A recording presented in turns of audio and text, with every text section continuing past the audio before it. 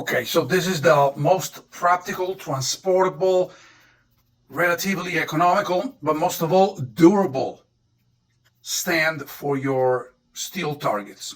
Here we go. Okay, so this is the base you're going to use. You're going to find this on Amazon. I'll put the link of everything I have used. This is very simple. That's the base. Then you purchase this bar. This is an angle bar. You will see it right here exactly what it is. It's a 1/4 inch angle bar. And this is 1.5. The width of the lips here, 1.5. And it's a 6-footer. Link is in the description, but you're gonna make it a 5-footer, cut 1 foot off. Then you're gonna drill a hole, this hole right here at 45. This is the most difficult part because you have to, secure this angle exactly at 45 degrees, something like this, right? And there's the hole at 45 degrees. And this hole is a 1532. There you go. 1532 hole. Okay. Now, when you start this hole, this is the most complicated part. Everything else is super easy. When you start the hole, don't mark this right in the center. In other words, stay I marked it in the center, but this is what happened. You see, over here, I basically drilled a little bit out, a little bit of the steel. So that's because I marked it in the center. That was my mistake. I should have marked it instead of the 3/4 inch right in the middle. I should have marked it maybe a 16 over. So I just want to give you a tip on how to start a hole at 45 degrees. It's not as straightforward. So you're gonna grab the bar, and as I said before, you're gonna mark it a little bit over, not exactly in the center. So maybe somewhere around here. You mark it with the center punch, and then with a 3/16, you're gonna do the whole 90 degrees like this. Same thing on the other side, obviously, right? In the same spot where you marked off whatever you measure from here to here, you're gonna duplicate the same thing. Once you mark the 2 holes, okay, that are 90 degrees, now the big drill has something to grasp on.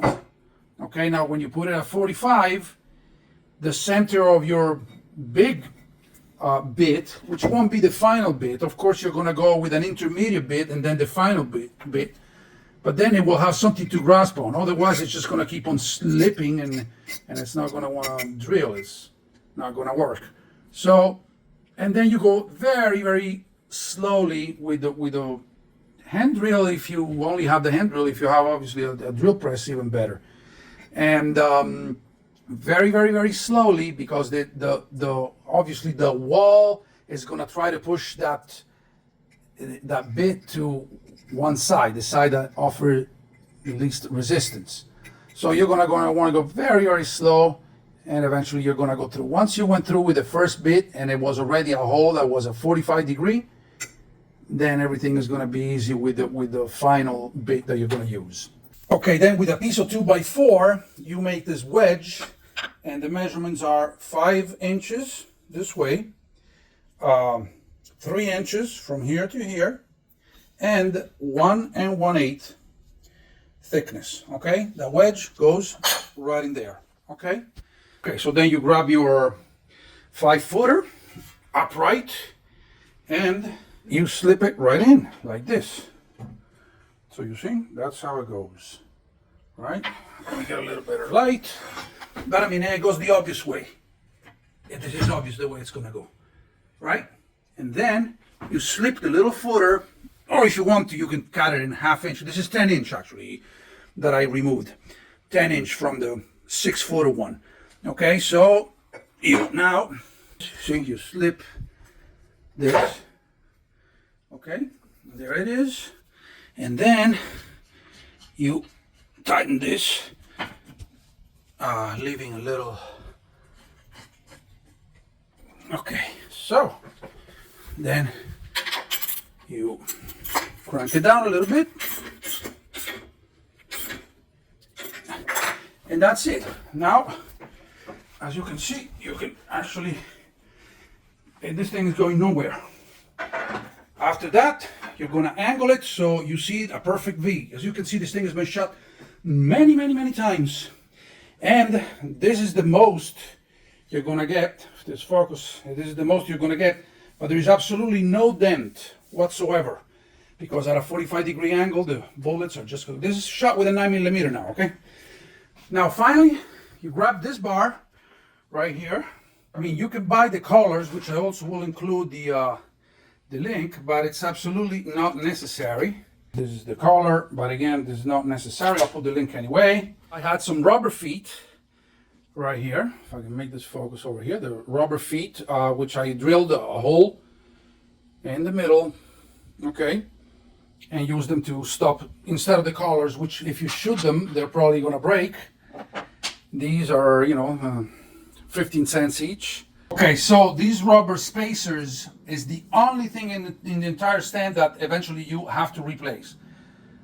These got shot today several times, but as you can see, they're perfectly usable still. And we shot about 300 rounds, 400 rounds, but they're pennies, so it doesn't matter. You know, you replace them whenever you need to. You will have 50 with you all the time. Just fine. So then what you do is you grab this bar. It's a 7/16 bar. You put it right in here. Okay. I bring these over here. That's the idea right here. Okay. Steel targets. Hang them in place. You're going to buy these hooks as well, which I'll put the link also. The link. The steel target of your choice. And you're going to put right now, I'm just going to put one of these just to give you the idea, but you're going to put a rubber spacer just like this with a hole in the center. But the idea is that you have something over here, you know, to stop the target from moving, obviously. Target is not going to go anywhere. You hang one here and you hang one here. Let's do it maybe with this. Okay, so you get the picture, right?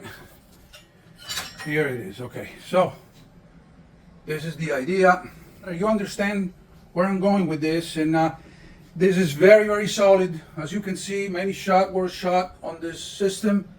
The bar was hit a couple of times. Nothing happens because it's you know, the bullet just skids. Same thing for the bar. The base gets splattered, but nothing happens to it.